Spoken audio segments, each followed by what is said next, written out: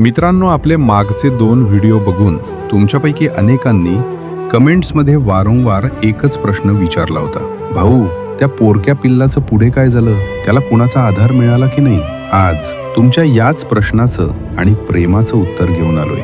हातात निर्जीव बावल्याला आई समजून घट्ट धरून रडणारं ते 7 महिन्यांचं पंच नावाचं पिल्लू तुम्हाला आठवत असेलच, ज्याच्या एकटेपणाने संपूर्ण जगाला निशब्द केलं होतं. माकडांच्या जगात आईचा स्पर्श म्हणजे आयुष्याची पहिली भाषा, पण दुर्दैवाने तीच भाषा या पंचच्या नशिबी नव्हती. पण मित्रांनो, आज एक खूप भारी गोष्ट घडलीये. जपानच्या त्या प्राणी संग्रहालयात पंचच्या आयुष्यात एक जादूची झप्पी आलीये. करपातल्या ऑनसिंग नावाच्या एका मोठ्या माकडाने त्याला जवळ ओढलं आणि घट्ट मिठी मारली. काही सेकंदांची ती मिठी, पण त्या काही सेकंदात त्या पोरक्या जीवाचा कित्येक महिन्यांचा विरह अक्षरशः विरघळून गेला.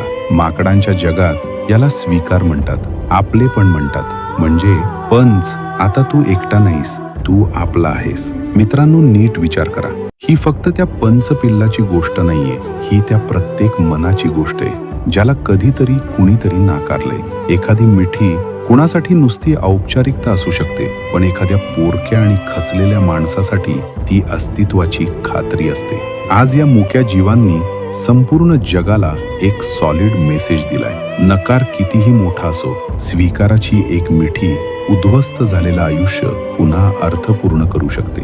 आयुष्याच्या कुठल्याही टप्प्यावर तुम्ही निराश असाल, खचला असाल, तर ही मिठी डोळ्यात साठवून ठेवा. आणि तुमच्या आजूबाजूला कुणी असा एकाकी पंच असेल ना, तर स्वतः पुढे व्हा आणि त्याला ती जादूची झप्पी नक्की द्या. हा व्हिडिओ प्रत्येक माणसापर्यंत पोहोचवा आणि माणुसकी जिवंत ठेवा. कुणाचं आयुष्य बदलायला कधी कधी फक्त काही सेकंदांची मिठी पुरेशी असते. मित्रांनो, व्हिडिओ आवडला असेल तर माणुसकीसाठी एक कमेंट नक्की करा आणि अशाच व्हिडिओंसाठी चॅनलला सबस्क्राईब करायला विसरू नका.